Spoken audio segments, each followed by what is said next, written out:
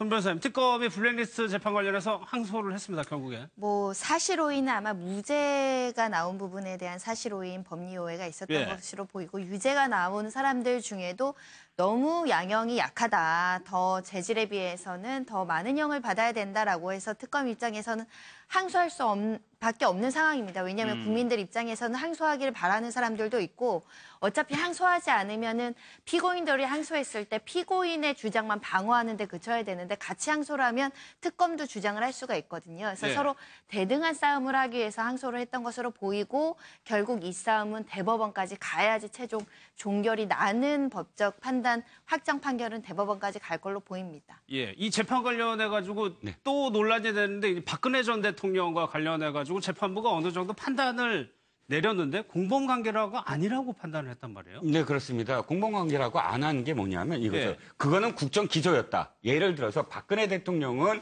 보수의 어떤 그런 그 지지자들의 이 투표로 인해서 보수의 어떤 대통령이 됐으므로 박 대통령이 이야기했던 우리가 지금 그 균형을 맞춰야 된다. 그리고 보수의 어떤 정신을 살려야 된다. 이런 어떤 기저하에서 내린 국정 지시 자체는 잘못된 것이 아니지 않느냐라는 게 이제 법원의 판결인데 혹자는 그럽니다. 김기춘 비서실장은 그럼 왜 이 3년형을 받았느냐. 그러니까 재판부에서 이렇게 얘기를 했죠. 김기춘 비서실장이 그것이 만약 옳은 일이라면 왜 그것을 은밀하게 했느냐.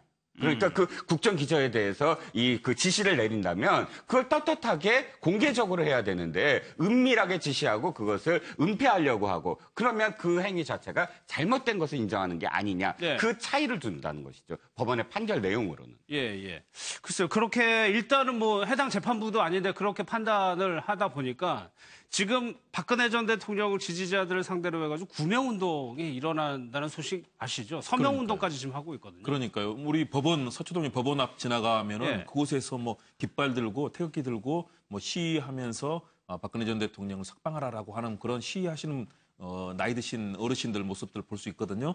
뭐 그런 상황이 바로 이 판결에 따라서 이루어지고 있는 것으로 더욱더 강하게 일어나는 것으로 보이는데요. 이 부분에 대해서는 어쨌든 많은 논란이 있습니다. 특히 법조계에서는 왜 이 재판부가 박근혜 전 대통령의 국정농단 전체와 관련해서 이 블랙리스트까지도 다 여기에 대해서 이 사안을 결정을 내렸느냐. 이 부분에 대해서는 상당히 나중에 담당하고 있는 박근혜 전 대통령을 담당하고 있는 재판부가 있기 때문에 이 부분에 대해서는 논란의 소지가 있다. 특히 전체적으로 봐서도 뭐 김기춘 전 비서실장의 경우도 국민들이 생각하고 있는 분노와 또 국정에 대한 정말 국정을 망가뜨리는 그 상황 속에서 블랙리스트의 총괄 지시하고 지휘하고 모든 일을 다 하지 않았습니까? 국민들이 기대하고 있는 바에서 느꼈던 분노와는 너무나 동떨어진 부분이 있고 박근혜 전 대통령에 대한 그 결정 역시 국민들이 생각하고 있는 것과 너무나 차이가 나기 때문에 아마 그 부분에 대해서는 다시 실제 박근혜 전 대통령에 대한 재판이 진행이 되면서 그 부분에 대한 아마 제대로 된 결정들이 아마 판결이 나오게 될 것이기 때문에 그 부분은 좀 지켜봐야 될 것 같습니다. 사실 이 문제가 탄핵 심판 전에도 엄청나게 우리나라의 사회적 갈등이었기 때문에 법원의 판결이 어떻게 나오냐에 따라서 또 그것이 재현될 가능성도 있거든요. 그렇죠. 논란은 그걸 정치적으로 재현되겠죠. 또 활용하는 사람들도 있고. 그래서 지난 주말부터 이 판결 이후에 지난 주말부터 대한애국당 예를 들어 조원진 의원이 지금 새로 만들려는 아직 만들지는 않았습니다. 대한애국당 창준위에서 서명을 받고 있어요. 1,000만 명까지 서명을 받겠다. 석방 무죄. 그러니까 박근혜 대통령은 무죄이므로 석방해야 된다는 1,000만 명 서명을 하겠다라는 게 바로 판결 직후부터 지금 시작이 됐고 또 탄핵 무효 소송까지 냈습니다. 일부 이 지지자들이 그런데 그건 각하가 됐고요. 그런데 어찌됐든 이런 판결 자체가 사실은 또다시 논란을 일으킬 수 있다라는 점에서 사실 계속 이런 어떤 논란은 지속될 것으로 보입니다. 알겠습니다. 어제 또 재판에서 손 변호사 좀 이색적인 장면이었는데 유영하 변호사하고 이경재 변호사하고 신경전을 벌였어요? 증인신문 순서를 두고 내가 먼저 하겠다, 왜 먼저 하느냐, 뭐 예의 없다 이런 말들이 쏟아져 나왔는데 사실 예전부터 약간의 신경전은 분명히 있었는데 그러니까 최순실 측에서는 왜 박 전 대통령은 맨날 먼저 하냐라고 이제 얘기를 하는 것이고 이제 박근혜 대통령 측에서는 아니 이 증인들은 우리 사건에 훨씬 더 근접해 있기 때문에 우리가 그 질문하는 것이 맞다 이렇게 주장을 한 것인데 가장 변호사들끼리 어제 대립됐던 부분은 이런 것 같습니다. 이경재 변호사가 그에 대해서 뭐라고 했냐면 우리는 핵심적인 문항에 대해서 아주 짧게 질문하므로 우리가 짧으니까 먼저 하겠다.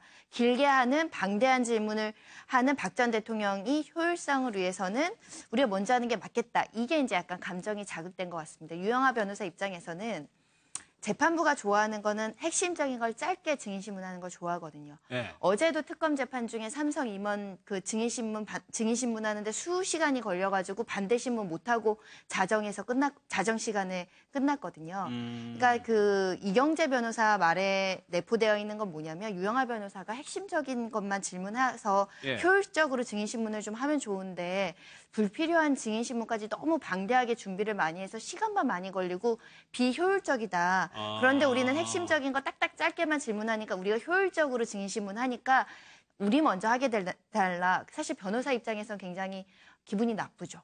우리도 중요하다고 생각해서 만들어온 증인신문인데 우리 증인신문이 뭐 비핵심적이라는 것인지 왜 방대하게 쓸데없이 많이 물어본다는 취지인지 이런 것들이 내포되어 있을 수 있기 때문에 예. 이 부분 관련해서 예의 없다. 이런 발언이 나온 걸로 보입니다. 예. 그 안을 사실 조금만 더 들여다보면 이게 각자 도생의 어떤 길을 확실히 걷고 있다라는 게 예, 보여집니다. 예, 예. 뭐냐면 유영하 변호사 측은 그러니까 박근혜 대통령 측은 어떤 입장이냐면 이건 모두 다 최순실이 지금 잘못한 것 때문에 우리까지 박근혜 전 대통령까지 지금 엮여 있다. 그것 때문에 사실은 그 먼저 하면서 그 부분이 은연중에 드러나고 있거든요. 질문을 네. 할 때 최순실이 뭔가 문제가 있었다라는 부분이 유영하 변호사가 질문할 때 드러나고 있거든요. 네. 그러니까 거꾸로 이경재 변호사 측에서 우리가 먼저 하겠다 하는 이유 중에 하나는 뭐냐면 유영하 변호사 측에서 먼저 하기 때문에 재판부가 나쁜 선입견을 갖게 된다. 최순실한테. 그러니까 이렇게 최순실한테 불리한 식으로 유영하 변호사가 먼저 질문을 하고 그렇겠죠. 있는 게 아니냐. 그러니까 다시 말씀드리면 박근혜 대통령 측에서는 엮였다. 그러니까 최순실이 잘못한 것 때문에라도 우리가 괜히 이렇게 들어와서 자신이 잘못했다고 인정하려면 되는데 인정 안 하고 있으면서 그것 때문에 우리가 지금 이렇게 계속 고통을 받고 있는 게 아니냐. 이게 은연중에 질문에 포함된다는 거죠. 예, 예. 그래서 마지막에 이제 이경재 변호사가 우리가 먼저 하겠다. 예. 왜 선입견을 갖게 만드냐. 이런 것들이 안에 내포돼 있다 하는 것입니다. 결국에는 의뢰인이 유리하도록 최순실이 유리하도록 이렇게 순서를 바꿔보려고 했는데 결국에는 그냥 원래대로 진행이 됐습니다. 정유라 씨 관련해가지고요. 검찰이 이제 세 번째 만약에 청구를 하게 된다면 강경하게 나가다가 지금은 조금 주춤하는 듯한 모양새거든요. 그것은 바로 정유라 씨가 협조하는 모양새를 특검과 검찰의 수사에 이제 협조하는 모양새 그리고 예. 재판에 나와서 증언하는 내용도 굉장히 협조적인 자세를 보였지 않습니까?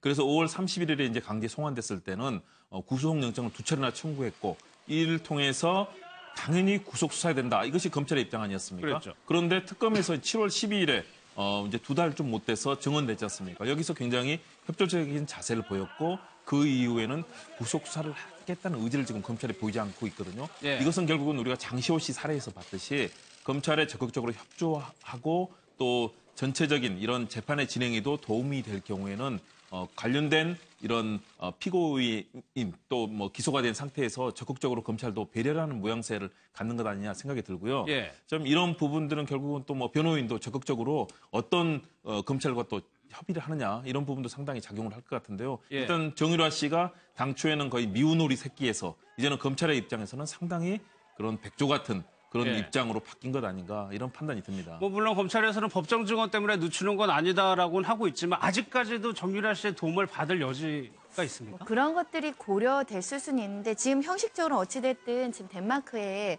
그 외국한 관리법을 기소를 하려면 동의를 구하는 절차가 선행이 돼야 되거든요. 그 동의 절차가 아직 끝나지 않았고요. 외국한 관리법을 기소하려다 보니까 그 해외 현지의 어떤 자금 자료나 이런 것들을 받아야 되는 겁니다. 사법공조를 받아야 되는 시점이라서 예. 기소를 하려면 모든 범죄 사실에 대한 유죄의 증거나 이런 것들이 확보되고 동의 절차도 완료돼야 되는데 그렇지 않다 보니까 기소는 조금 더 시간이 걸리는 걸로 보이고 그럼 구속영장은 어떻게 할 것인가인데 예. 이미 2번이나 시도했지만 실패했고 꼭 구속이 필요하지 않다는데 무리하게 3번까지 할 필요 있느냐라는 잠정적인 기류가 이미 형성이 되어 있어서 예. 구속영장을 청구하기보다는 불구속 기소로 그 방향을 정하고 있는 걸로 보입니다. 예. 근데 정유라 씨 같은 경우에 이번 사건의 시발점이고 발단이란 말이에요. 거기에 그렇죠. 대해서 검찰이 뭔가 봐주는 듯한 모습을 보이는 것도 국민 정서에는 굉장히 안 좋아질 수 있어요. 네, 그렇습니다. 그렇기 때문에 지금 검찰에서도 결코 그런 것 때문에 지금 아직 결정을 내리지 않은 건 아니다라고 네. 이제 모습은 보입니다. 아직은 그러니까 불구속에 대한 어떤 입장이 확정된 건 아닌 것 그렇죠. 같아요. 그러니까 네. 뭐 정유라 씨도 사실은 지금 첫 번째 증언을 이제 번복한 상황에서 벌써 지금 삼성 측 이 피고인들이 예. 정유라 씨의 어떤 증언을 탄핵하고 있거든요. 법정에 나가서 그건 말이 안 된다. 정유라 씨의 예. 증언이 결정적인 어떤 부분이기 때문에 그래서 어떻게 결정이 될지는 조금 더 지켜봐야 될 것 같습니다. 알겠습니다. 여기서 마무리하겠습니다. 1분 뒤에 다시 돌아오겠습니다.